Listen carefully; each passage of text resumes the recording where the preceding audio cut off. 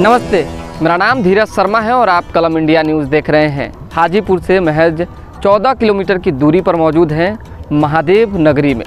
महादेव नगरी इसलिए कह रहे हैं क्योंकि फतेहपुर फुलवरिया गांव में है और यहाँ पे जो है विश्वविख्यात भगवान शिव की प्रतिमा का निर्माण करवाया जा रहा है। पूरी तस्वीरें आप देख पा रहे होंगे। ये एरिया जो है 52 बीघा भूभाग में फैला हुआ है और इसके जस्ट बगल में जो है सरसई सरसित सरोवर भी है। सरोवर का भी कई इतिहास हैं।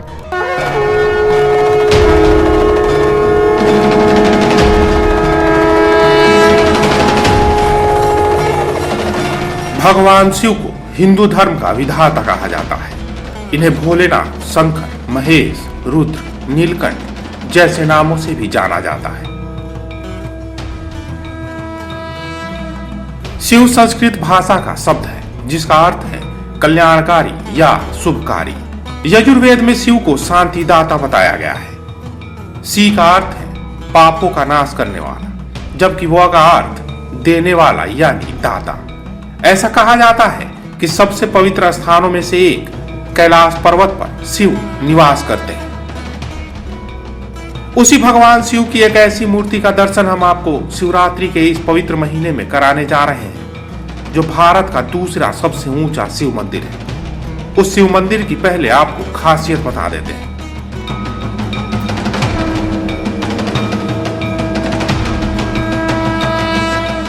वैशाली जिला जो भगवान महावीर की जन्मस्थली है, भगवान बुद्ध का भी इस धरती से गहरा नाता रहा है। उसी धरती पर एक और ऐतिहासिक कार्य किया गया है। जिले के फतेहपुर फुलवरिया गांव में भगवान शिव की एक ऐसी मूर्ति का निर्माण किया गया है जिसे भारत के दूसरे सबसे ऊंचे शिव मंदिर का गौरव प्राप्त है। 171 फीट ऊंची शिव की प्रतिमा के ऊपर उनकी जटाओं में मां गंगा की प्रतिमा बनाई गई है जो अलौकिक है। मंदिर के सबसे निचले हिस्से में शिवलिंग की स्थापना की गई है जिसमें भक्त गर्भगृह में पूजा कर सकते हैं। स्थानीय लोग कहते हैं कि शिव मंदिर का निर्माण 250 करोड़ की लागत से किया गया है। इसके साथ ही कई और सौंदर्यीकरण के कार्य होने हैं। मंदिर का निर्माण कार्य साल 2018 में शुरू किया गया था। उससे पहले मंदिर की डिजाइन एक विश्वसनीय इंजीनियर से कराई गई। गांव वाले बताते हैं कि इस मंदिर की ऊंचाई इससे भी कहीं ज्यादा होती, लेकिन किसी कारणवश मंदिर की ऊंचाई को कम करना पड़ा। इस मंदिर की मजबूती और भव्यता का अंदाजा आप इसी से लगा सकते हैं कि इसमें 25 mm और 20 mm की रॉड का इस्तेमाल किया गया है। साथ ही जमीन के नीचे 45 फीट की पाइलिंग की गई है। 8500 स्क्वायर फीट में बने इस मंदिर को भूकंप रोधी बनाया गया है और जो भी कारीगर इस मंदिर के निर्माण में लगाए गए हैं वो भी वेल ट्रेंड है और जानकार है, जो इस मंदिर की भव्यता को 4 चांद लगाने में मददगार रहे हैं। 2018 से इस मंदिर का कार्य शुरू हुआ, 2018 के जनवरी महीने से।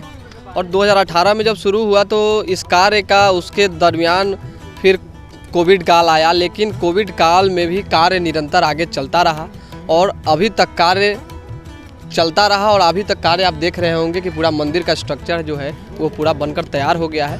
अभी बहुत सारा काम इसमें बचा हुआ है। बहुत सारा काम धीरे धीरे 2024 तक, इसका उद्घाटन का लक्ष्य 2024 रखा गया है। 2024 आते आते इस मंदिर का पूरा कार्य को पूरा समाप्त कर दिया जाएगा, पूरा कार्य हो जाएगा, फिर मंदिर का उद्घाटन करवा दिया जाएगा। अभी उद्घाटन किनके द्वारा होगा ये तय नहीं हुआ है, लेकिन आने वाले समय में बड़े लोगों से ही उद्घाटन करना है, ऐसा मानना है और लोगों का कहना भी है। और बात रही मंदिर के निर्माण की, तो मंदिर का निर्माण जो है ये बहुत ही मजबूती स्ट्रक्चर से किया जा रहा है।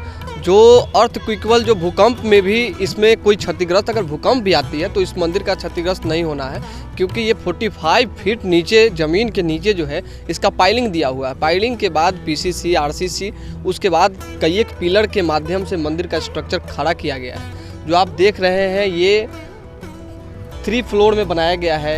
3 फ्लोर में 45 फीट और उसके ऊपर जो है 151 फीट का महादेव स्थापित है।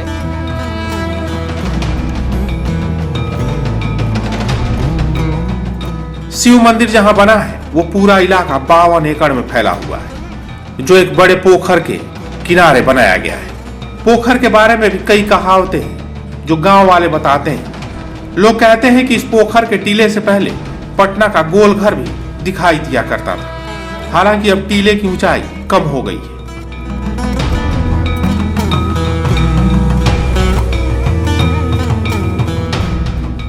पोखर के आसपास चमगादड़ों का बसेरा है, जो चमगादड़ सैकड़ों साल से यहाँ बसेरा बनाए हुए हैं। कहते हैं कि यहाँ जब कई दशक पहले महामारी आई थी तो ये चमगादड़ यहाँ आए थे, जिसके बाद महामारी खत्म हो गई थी। तब से लेकर आज तक ये चमगादड़ यहीं अपना बसेरा बनाए हुए हैं। यहाँ के लोग बताते हैं कि थाईलैंड के बाद विश्व में यह दूसरी ऐसी जगह है जहाँ इतनी संख्या में चमगादड़ अब भी मौजूद है और लोग इनकी पूजा करते हैं। इस भव्य शिव मंदिर से पहले यहाँ 1953 में एक पहले से बना एक शिव मंदिर है, जिसका निर्माण विंदेश्वर शर्मा ने कराया था, जिसमें कई पंचायत के लोगों द्वारा सहयोग किया गया। इस पुराने मंदिर का भी इतिहास काफी रोचक रहा है। यहाँ के पुजारी बताते हैं कि इस मंदिर की स्थापना आजादी के कुछ सालों बाद ही की गई थी। इस मंदिर से 5 से ज्यादा पंचायतों रामपुर रत्नाकर, फतेहपुर फुलवरिया, सरसई, माधोपुर राम, मीरपुर पतार और बेरई के लोग जुड़े हैं और उनके आस्था का ये मंदिर केंद्र बिंदु है। हमारे साथ महात्मा शंभुनाथ शर्मा हैं। क्या कुछ जानकारी देना चाहेंगे मंदिर निर्माण से लेकर, जो शुरुआती दौर से कब से काम हुआ और अभी जो है मंदिर की पूरी तरह जो है समझिए लगभग काम फाइनल हो चुका है, तो आगे कितना होना है और कहाँ तक होना है? अभी इसका सिर्फ मूर्ति का निर्माण तक ही हुआ है।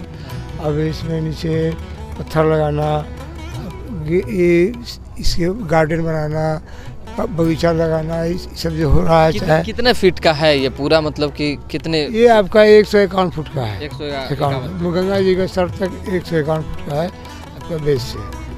तो ये पूरा जो आपके पीछे भी पोखर है और ये जो एरिया है वो कितने बीघा में फैला हुआ है? ये 52 बीघा फैला हुआ है। 52 बीघा फैला हुआ है। छोटे मंदिर का क्या इतिहास है? छोटा मंदिर वो पौराणिक था, जो खंडर बन चुका था। बाद में 1953 के आसपास में उसका पुनर्निर्माण किया गया, जो हमारे पूर्वज हमारे सामने नहीं है। क्या नाम था उनका? श्री विंदेश्वर शर्मा हिमांशु जी।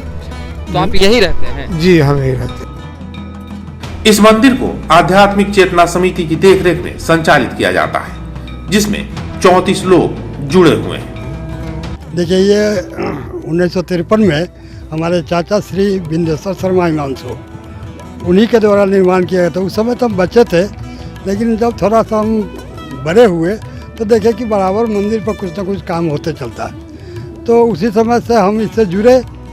आज हम अध्यक्ष पद पर हैं यहाँ इस मंदिर के आध्यात्मिक चेतना समिति के अध्यक्ष के रूप में हम काम करते हैं और करीब गांव से हर एक आदमी का सहयोग हमको मिल रहा है।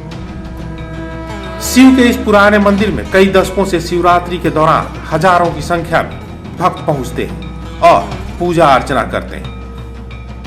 साथ ही सोमवार के दिन भी शिवलिंग पर जल चढ़ाने के लिए हजारों की संख्या में लोग पहुंचते हैं। गांव वाले बताते हैं कि नए बने भव्य शिव मंदिर का निर्माण विजया लक्ष्मी ट्रस्ट के द्वारा कराया जा रहा है, जो श्री नारायण शर्मा द्वारा संचालित किया जाता है और उन्हीं के मार्गदर्शन में इस भव्य और अलौकिक मंदिर का निर्माण हो रहा है, जो अमेरिका में रहते हैं और NRI है। हम लोग पूर्व से जो कमेटी चला रहे हैं, उसी कमेटी के द्वारा उसका भी निर्माण हो रहा है। कौन सी कमेटी है? कमेटी है चेतना समिति के नाम से कमेटी है, आध्यात्मिक चेतना समिति के नाम से वो कमेटी है। उसी कमेटी के नाम से यह मंदिर का निर्माण हुआ और वह कमेटी आज भी पुनर्जीवित है।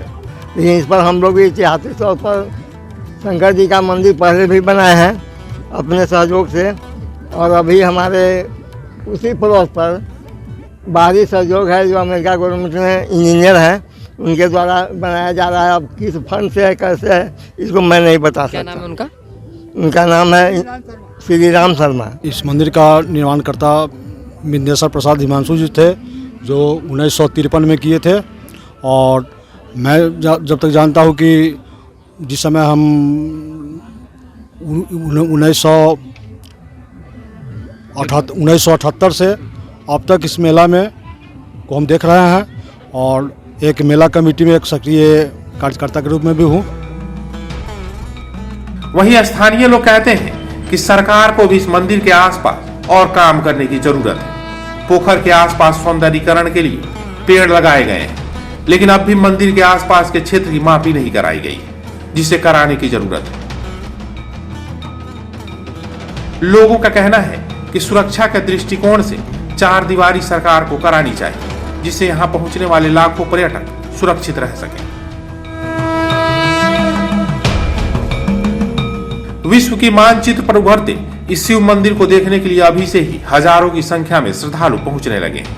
पर्यटन के दृष्टिकोण से महत्वपूर्ण इस इलाके को और ज्यादा विकसित करने की जरूरत है, जिससे आने वाले दिनों में ये देश ही नहीं विदेश में भी इसे लोग जान पाए और यहां पहुंच सके। कहा जाता है कि शिव ने सृष्टि की स्थापना, पालना और विनाश के लिए ब्रह्मा, विष्णु और महेश नाम के 3 देवताओं की रचना की है। इस तरह शिव ब्रह्मांड के रचयिता है और शंकर उनकी एक रचना। भगवान शिव को इसलिए महादेव भी कहा जाता है। इसके अलावा शिव को 108 दूसरे नामों से भी जाना जाता है और पूजा जाता है। भगवान शिव की महिमा अनंत और अपार है। उनकी महिमा का गायन कोई नहीं कर सकता। भगवान सदाशिव भोलेनाथ की महिमा का विस्तृत वर्णन शिव पुराण में मिलता है, किंतु महर्षि वेदव्यास द्वारा रचित 18 पुराणों में कोई भी ऐसा पौराणिक ग्रंथ नहीं है जिसमें भगवान शिव की महिमा से संबंधित कोई प्रसंग उपस्थित न हुआ हो। भगवान शिव जी को मृत्युंजय भी कहते हैं। इनकी कृपा से मृत्यु के समीप पहुंचा व्यक्ति भी स्वस्थ होकर जीवित हो उठता है। स्कंद महापुराण के ब्रह्मोत्तर खंड में अमोध शिव कवच का उल्लेख हुआ है। अमोध शिव कवच के पाठ का चमत्कार प्रत्यक्ष देखा गया है। शिव पुराण में एक शिकारी की कथा है। एक बार उसे जंगल में देर हो गई, तब उसने एक बेल वृक्ष पर रात बिताने का निश्चय किया। जगे रहने के लिए उसने एक तरकीब सोची। वह सारी रात एक एक पत्ता तोड़कर नीचे फेंकता रहा।